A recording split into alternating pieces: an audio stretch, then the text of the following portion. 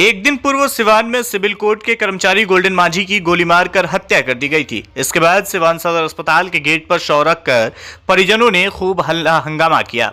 इसी बीच पुलिस ने सिवान सदर अस्पताल से चर्चित मुन्ना चौधरी को हिरासत में लिया। इसके बाद गोल्डन के परिजनों के द्वारा पुलिस को दिए गए आवेदन में मुन्ना चौधरी को गोल्डन हत्याकांड का आरोपी बताया गया। इसी आधार पर पुलिस ने फिर एफआईआर दर्ज कर मुन्ना चौधरी को जेल भेज दी है। जेल जाने से पहले मुन्ना चौधरी ने कहा कि मैं निर्दोष हूं। अगर मैं इस हत्याकांड का दोषी हूं तो मुझे कड़ी से कड़ी सजा दी जाए और इस कांड में मेरे 80 साल के पिता जो जमशेदपुर में रहते हैं उनका भी नाम एफआईआर में दिया गया है और मेरे बेटा जो गुड़गांव में जॉब करता है, हम सभी को साजिश के तहत फंसाया जा रहा है।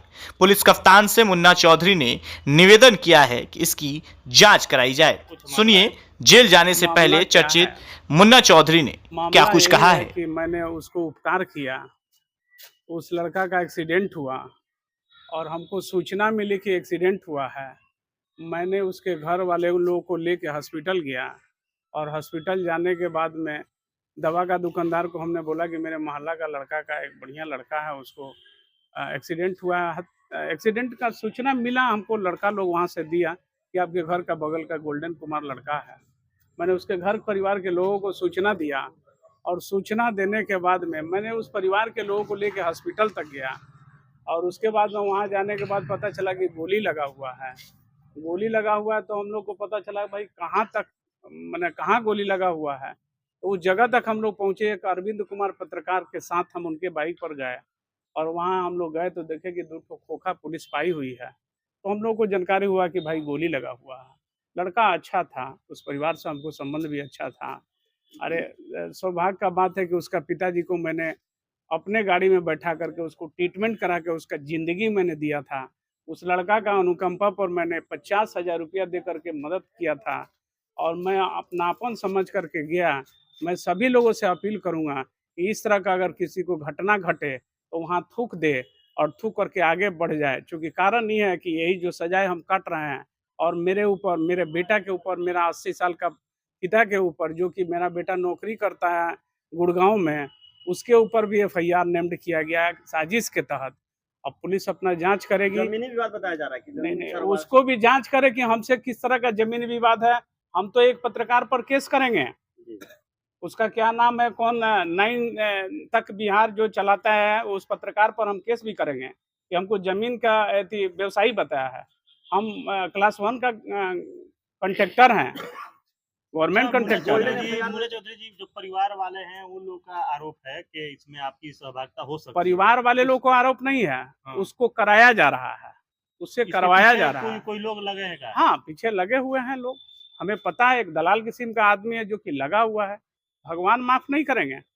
पहले से कोई हम बात तो है क्या कष्ट उसके करने साथ? पहले कुछ से नहीं, कुछ नहीं, कुछ नहीं, हमसे कुछ नहीं। अगर होता, अगर हम गोली चलाते या बंदूक चलाते, हम 57 साल का आदमी गोली और बंदूक चलाने वाले इस व्यक्ति ज़मीन लगते का हैं। बार-बार ज़िक्र किया था कि 4 कट्ठा ज़मीन था जिसमें अब कोई अपना मुँह को खूंटा में लाकर चीरे तो उसको हम रोकेंगे जी। जी। उसको पुलिस जाँच करेगी ना कि भाई कौन ज़मीन का विवाद है, कहाँ का विवाद है, कैसा विवाद है। हम तो बार-बार पब्लिक से, सिवान के पब्लिक से अपील करेंगे, इस तरह का घटना हो तो इस तरह का कदम आप लोग ना उठाएँ, जो कि हम सज़ा भोग रहे हैं, इस तरह का आप भोगिएगा। मेरा क्या कसूर, मेरा क्या गलती? मैंने उस लड़का के लिए दवा, बीरो, ट्रीटमेंट सबके लिए हमने प्रयास किया था और किसी के कहने पर गुमराह होकर के हम पर एफआईआर। और मेरा पिताजी 80 साल के हैं जो कि जमशेदपुर में अभी आपके पिता और बसते हैं। पुत्र कहाँ हैं लोग? जमशेदपुर हैं और गुड़गाँव में हैं। अभी क्या मांग कल से जो न्यूज़ चल रहा है उसमें दिखाया जा रहा है कि जो गोल्डन कुमार की जो अरे मर्डर कुछ हुआ है दलाल उसके न्यूज़ पीछे वाले आप ही हैं का जो हाथ कि है। चला रहे हैं। जो कर उसके पीछे जो मुन्ना चौधरी का दलाल हाथ है। न्यूज़ वाला है, जो घूसखोर है, दलाल है, वही चला रहा है, पुलिस वही कप्तान चला से रहा क्या है। आपका मांग होगा? पुलिस कप्तान से हमको न्याय की मांग है जी। और हमें उम्मीद भी है जी। कि अगर दोषी हैं तो कठोर से कठोर सजा दिया जाए।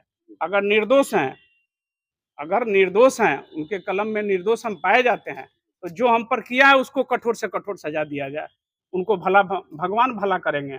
अगर मेरे साथ जिस तरह का अन्याय हुआ है, उस तरह का बर्दाश्त से बाहर का अन्याय है। आखिर वो ये कौन लोग हैं जो आपके पीछे इस अरे तरह का भाई, साजिश दलाल रच रहे हैं? किस्म का आदमी है ना, मेरे बगलगीर का, राजनीति से प्रेरित होकर के और मुझे फंसाया गया। मेरा बेटा क्या दोषी है? हम क्या दोषी है, मेरा 80 साल का बाप क्या दोषी है। मैंने उससे पूछिएगा, उसका बीबी से पूछिएगा, ये तो जो किया है केसवा ना, ये तो दूध पी रहा था उस समय, जिस समय उसका बाप को हड्डी गल गया था ना, तो कोई पूछने वाला नहीं था। अगर असल होगा ना तो बताएगा कि हम उसको अपने गाड़ी में लाद करके और मैंने ट्रीटमेंट करवाया अपना पैसा लगा करके।